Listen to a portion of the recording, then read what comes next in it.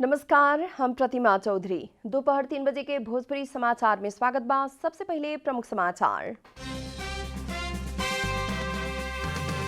नेकपा एमाले के विवाद समाधान खातिर गठित कार्यदल के बैठक राइल। पार्टी विवाद मिलावेला संवाद की निरंतरता दिहल जाए।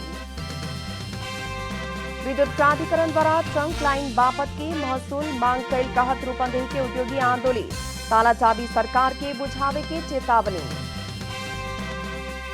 आज सोना के भाव तोला में 400 रुपया से बढ़ल। बाजार में छापा वाला सोना प्रति तोला 92,200 रुपया में कारोबार हो रहा।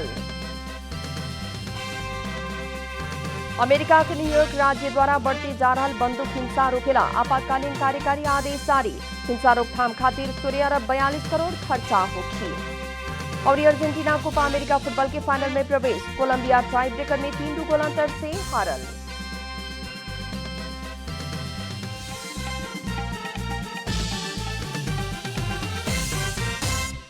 आप पूरा समाचार।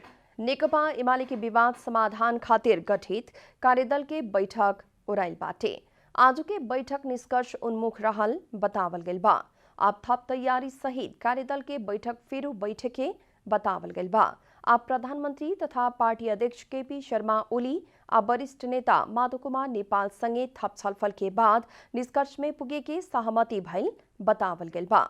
अभी नेकपा एमाले ओली पक्ष आ नेपाल पक्ष के नेता कार्यकर्ता पार्टी विवाद मिलावे खातिर सहमति के प्रयास के तेज बनौले बाटे लोग। इससे पहले आंतरिक विवाद समाधान खातिर कहत मंगर के बैठल कार्यदल के बैठक बिना निष्कर्ष ओराइल रहे।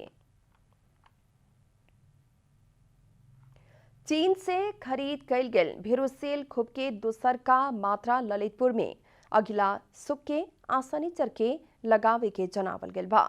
देश में फैलते जा रहल कोरोना महामारी से जोगाए खातिर पहिलका मात्रा के खोप लगावल 60 से 64 बरस उम्र समूह के नागरिक सबके यही आसार 25 आ 26 गते ओ कार्यक्रम करे लागल जनावल गेल हा। पहिलका मात्रा के खोप लगा के दोसर का मात्रा लगावेला छूटल सबके पहिलका मात्रा लगावल कार्ड आ फोटो सहित के परिचय पत्र अनिवार्य साथ में लेके जाए के अपना के पाइक पड़े वाला केंद्र में जायला अनुरोध कल गेल बा। ओई लेखा गोदावरी नगरपालिका के 14 वार्ड से ही ओ खोप सुख के लगावे के जनावल गेल बा। खोप खातिर गोदावरी के संबंधित वार्ड के स्वास्थ्य चौकी के साथ ही टौखेल स्थित किटिनी आ वार्ड नंबर 12 में रहल सरस्वती माध्यमिक विद्यालय तथा आनंदवन अस्पताल एवं वार्ड नंबर 11 कार्यालय से भी सेवा देवे के नगरपालिका से जारी कल गेल सूचना में उल्लेख बाटे।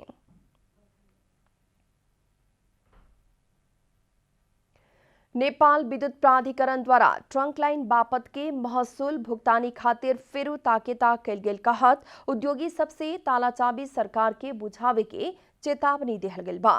रूपंदेही के उद्योगी सबसे प्राधिकरण के भैरहवा वितरण केंद्र, बुटवल वितरण केंद्र और नया मिल वितरण केंद्र से यही आसार 11 गते अपना सबके पत्र पेठावत आसार अंतिम भीतरे ट्रंक लाइन प्रयोग बापत के महसूल भुगतानी खातिर ताकेता कैल गेल कहत एकर विरोध कैल गेल बा। कॉरिडोर के उद्योगी से ना मांगल ट्रंक लाइन के महसूल कौनो हालत में तिरे ना सके के उद्योगी के कहनाम बा। 2074 चैत में नेपाल विद्युत प्राधिकरण भैरवा वितरण केंद्र से आपन आंतरिक लोड व्यवस्थापन तथा फेज सीक्वेंस संतुलित करेला कहत योगी कुटी भैरवा कॉरिडोर के उद्योग सबके 10 से 15 दिन तक शट डाउन लेके भरौलिया से विद्युत आपूर्ति कैल गेल रहे।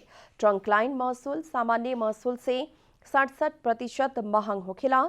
ई कॉरिडोर के उद्योग सबसे छूट बिल बापत करीब 40 करोड़ रुपया बक्यौता रहल नेपाल विद्युत प्राधिकरण से जनावल गेल बा। 2076 अगहन में ट्रंक लाइन बिल अइला पर भी उद्योगी से 67% घटा के पुरन के दर रेट में भुगतानी कैल गेल रहे।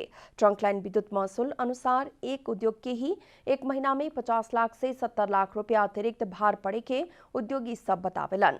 2075 जेठ 1 गते से भैरवा के जैसे भी लोड शेडिंग मुक्त करे पड़े के सरकारी दबाव के चलते विद्युत प्राधिकरण भैरवा वितरण केंद्र से आंतरिक लोड भार मिलान करे के क्रम में स्विचिंग के प्राविधिक अस्पष्टता के चलते ट्रंक लाइन में पाड़ल तथ्य प्राधिकरण के संचालक भक्त बहादुर पुन के समझौते में गठित छानबीन समिति के प्रतिवेदन में भी उल्लेख बाटे।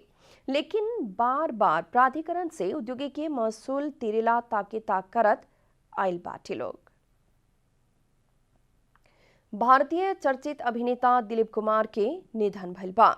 उनकर 98 बरस के उम्र में मुंबई में निधन भइल हा। 5 दशक लंबा चलचित्र यात्रा में उहाँ के 65 से बेसी चलचित्र में अभिनय कैले बानी। सांस फेरे में असहज भइला बाद उहाँ के जून 30 तारीख में अस्पताल भर्ना कैल गेल रहे। उहाँ के सन 1944 में ज्वार भाटा नामक चलचित्र से अभिनय यात्रा शुरू कैला पर भी सन 1949 में प्रदर्शन में आयल अंदाज से बहुते ख्याति कमौले रहने। भोजपुरी समाचार में आप छोट विश्राम।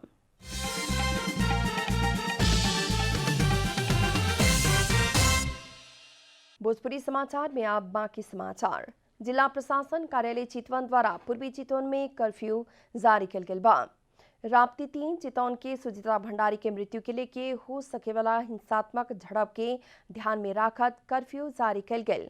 प्रमुख जिला अधिकारी प्रेम लाल लामिछा ने जानकारी देने मृत्यु के विषय के लेके कुछ व्यक्ति से पूर्व पश्चिम राजमार्ग अवरुद्ध करे के, बीच सड़क में भीड़ जमा करके हुल हुज्जत करे के कल कहत कर्फ्यू जारी किया गया। वहां के बतौले बानी।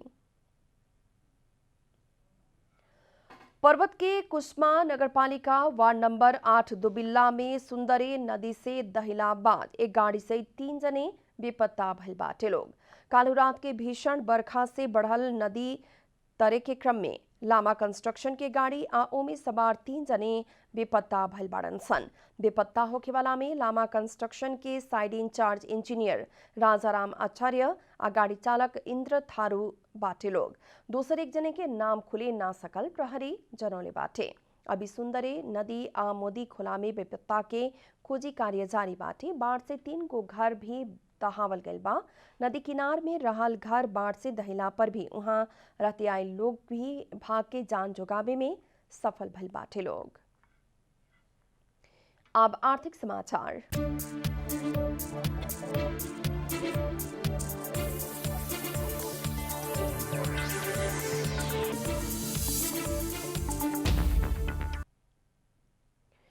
आज सोना के भाव तोला में 400 रुपया से बढ़ल बा। बाजार में छापा वाला सोना प्रति तोला 92,200 रुपया में कारोबार हो रहल नेपाल सुन चांदी व्यवसायी महासंघ जनौले बा।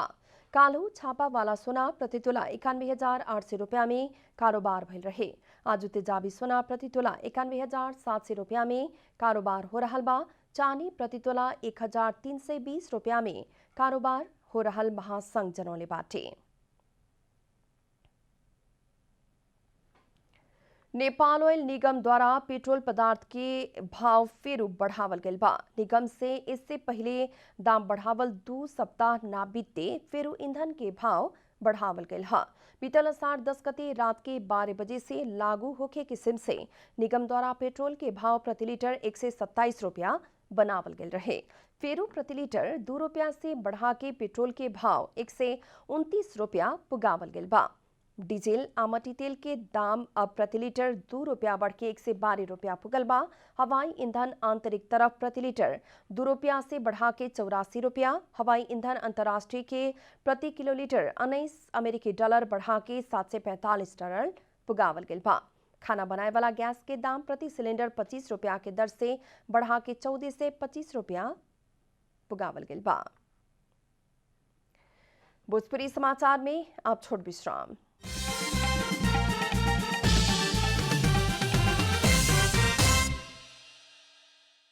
तपाईं आफ्नो विद्यालय, कलेज, सामुदायिक केन्द्र वा गाउँमा पुस्तकालय बनाउन चाहनुहुन्छ भने हामीलाई सम्झनुहोस्। हामी तपाईको आवश्यकता अनुसारका स्वदेशी र विदेशी पुस्तक सुपथ मूल्यमा उपलब्ध गराउँछौँ। असल पुस्तकले जीवन परिवर्तन गर्दछ। जनता प्रसारण तथा प्रकाशन लिमिटेड।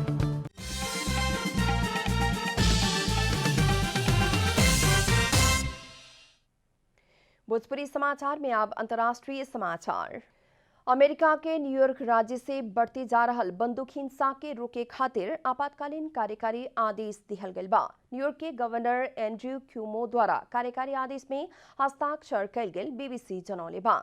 एकरा साथे बंदूक हिंसा के न्यूनीकरण करे के उद्देश्य के साथ कार्यकारी आदेश जारी करे वाला न्यूयॉर्क पहिल का राज्य बनल बा। कार्यकारी आदेश के बाद बंदूक से होखे वाला हिंसा के हस्तक्षेप और रोकथाम खातिर 16 अरब 42 करोड़ रुपया खर्चा होखे के समाचार सब में जनावल गइल बा। बीतल 4 जुलाई के साप्ताहिक विदा में न्यूयॉर्क राज्य में ही साप्ताहिक 51 गो गोलीकांड के घटना भइल अमेरिकी सुरक्षा अधिकारी सबसे जनावल गइल बा। अमेरिका में देश भर गोलीकांड के कारण होखे वाला मृत्यु दर बढ़ल बाटे। बीतल सप्ताह ही 200 से बेसी ऐसन घटना घटल बतावल गइल बा। अमेरिकी राष्ट्रपति जो बाइडेन जून के अंत में हत्या के घटना वृद्धि के रोके खातिर बंदूक डीलर आ हथियार तस्करी नियंत्रण के संबंध में एक रणनीति आगे बढ़ावले रहनी। आप खेलकूद समाचार।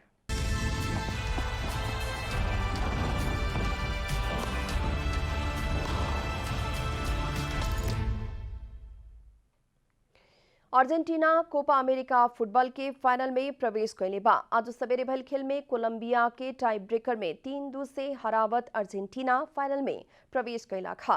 निर्धारित 90 मिनट के खेल में 1-1 के बराबरी भइला बाद खेल पेनाल्टी में धकेलाइल रहे। अर्जेंटीना के दबाव में राखे में सफल भइल कोलंबिया पेनाल्टी में चूक गइल। 7वां मिनट में मेसी के पास में लाउतारो मार्टिनेज सुंदर गोल करके अर्जेंटीना के शुरुआती अग्रता दिलौले रहलन। 61वां मिनट में लुइस डियाज से कोलंबिया खातिर बराबरी गोल कैला पर भी पेनाल्टी शूटआउट में अर्जेंटीना के गोलरक्षक से उत्कृष्ट बचाव कल गेल रहे। आप कोपा अमेरिका फुटबॉल के फाइनल में अर्जेंटीना अब ब्राजील के भिड़ंत पक्का पक्की भइल बाटे। अंत में प्रमुख समाचार फिर एक बेर। नेकपा एमाले के विवाद समाधान खातिर गठित कार्यदल के बैठक होराइल। पार्टी विवाद मिलावेला संवाद की निरंतरता दिहल जाई। विद्युत प्राधिकरण द्वारा ट्रंक लाइन बापत के महसूल मांग कैल कहत रूपंदेही के उद्योगी आंदोलन। तालाचाबी सरकार के बुझावे के चेतावनी। आज सोना के दाम तोला में 400 रुपया से बढ़ल। बाजार में छापा वाला सोना प्रति तोला 92,200 रुपया में कारोबार हो रहा। अमेरिका के न्यूयॉर्क राज्य द्वारा बढ़ते जा रहा बंदूक हिंसा रोकेला आपातकालीन कार्यकारी आदेश जारी। हिंसा रोकथाम खातिर 16 अरब 42 करोड़ खर्चा होगी। और अर्जेंटीना कोपा अमेरिका फुटबॉल के फाइनल में प्रवेश। कोलंबिया टाई ब्रेकर में 3-2 गोल अंतर से हारल।